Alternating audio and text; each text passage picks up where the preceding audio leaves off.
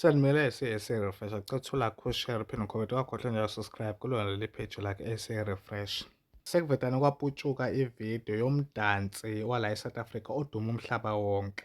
Ividiyo yakhe eputshukile eyomdavaso akade wenza nonkosikazi womuntu abathi-ke lo nkosikazi lo uthandana noKelvin. Igama lakhe lo nkosikazi uMatshediso.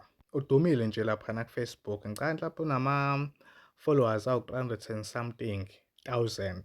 Hhayi, balandeli baleli page ongakayibuki le video aqonde laphana ku-Twitter ikhona baningi futhi abantu abayipostile. Ukubonakala kuleya video leyana hhayi shame bandla kuyathusa kakhulu. Umuntu oyirekhodile le video le uyena uLimpopo Boy. Kuyabonakala ukuthi lo wesifazane kubonakala laphana evidweni lo wesifazane ukuthi ubekade engafuni ukuthi arekhode uLimpopo Boy ngoba uthi uma ngabe emveza lapha evidweni uvedane acashe lo wesifazane. Sekudatshukelwa nje uKelvin okuyena umkhwenyana noma okuyena uhusband wakhe lo girl lo okade setshambojwa uLimpopo Boy. Abaphathi baka Limpopo Boy bakhipha istatement-ke esithi babhizi bazofaka icala ngoba kusolakala ukuthi kukhona ontshontshe ividiyo.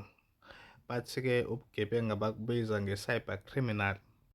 Lokho kwenzakele ngoba uLimpopo Boy akayiphostanga ividiyo ubeyigcina efonini. Kwakhona-ke laba-ke abahlakaniphile noma lo ohlakaniphile ovedane wangena efonini yakhe asazi kanjani kodwa-ke wangena-ke nge-technology wayesecaphuna-ke le video wayeseyiposta-ke. Into abazoyenza ngokusho kwabo-ke laba phathi laba kaLimpopo Boy bathi bazobheka okokuqala uyiphostile le video bambeke icala.